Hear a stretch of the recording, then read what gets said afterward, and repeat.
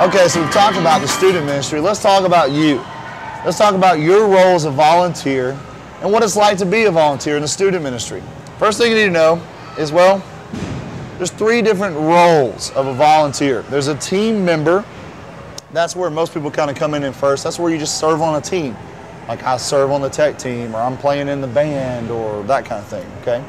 Then there's a team leader. That's the person who's leading the tech team, or leading the band, or leading a life group. That's a person who's over like a certain part of what's going on that particular night. And then you have ministry directors. That's the 3rd role. Directors are a little bit different because they own an area of the student ministry, which means several teams are under them. A lot of people are under them. For instance, a person who's the events and projects director, or a person who's the life group's director, who's over all the life group leaders of Wired or Access or that kind of thing.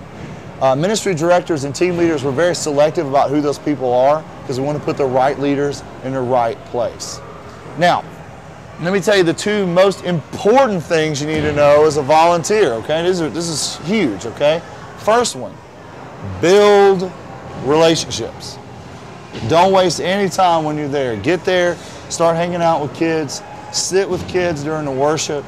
Talk with kids at any opportunity you can. Get to know the parents of the kids you're getting to know. Invest in them. In fact, the very connection you may make may be the very connection that moves that kid to Christ. It doesn't matter if you're, serving in the band or in a life group. It doesn't really matter. You still have connections with kids, and we want you to take advantage. We want every volunteer to intentionally build relationships. Once you get out of your car to show up to serve, we want you there to invest in students. The second thing I want to tell you that's extremely important is to be authentic. You don't have to be a super Christian, okay, to be a volunteer. In fact, sometimes when we put ourselves on a spiritual pedestal, kids kind of smell hypocrisy and they kind of move away from you.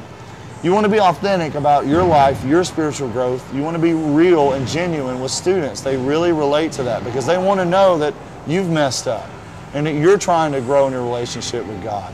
And all those kind of things. Those are things that connect with them to know how you're honestly dealing with what you're going through. Have students pray for you and those kind of things as well as you pray for them.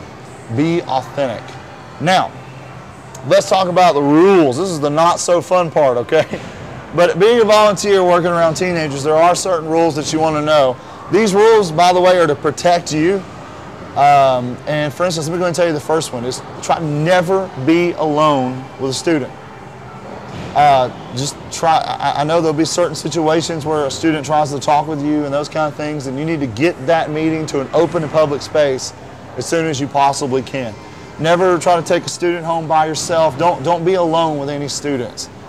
And unless you're in an open public space, or unless you're kind of meeting out where people can see you, that's okay if you need to talk to a student about some things. But that rule is just to protect you.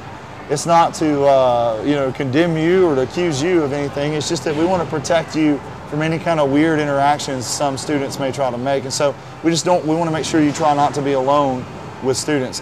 Second thing is do never gossip about any volunteers, about any students.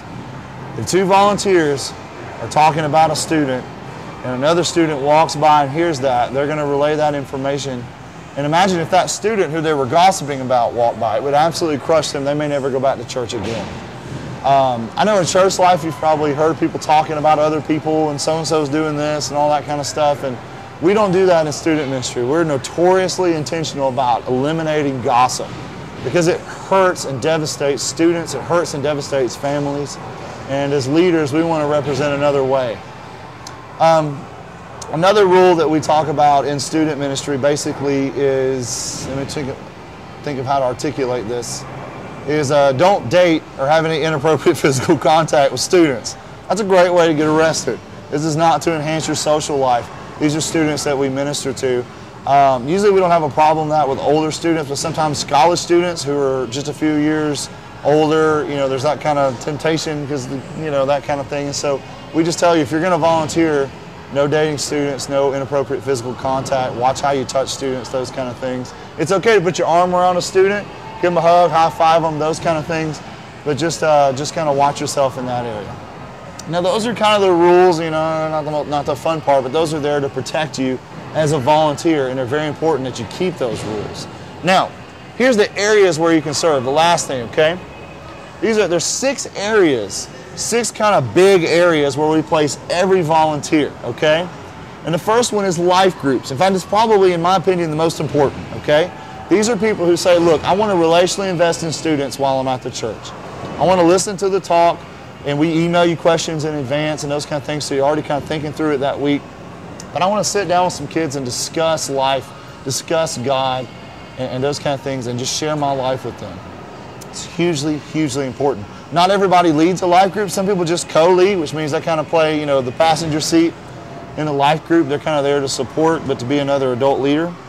So life groups are a majorly important area where people serve. Then there's programming.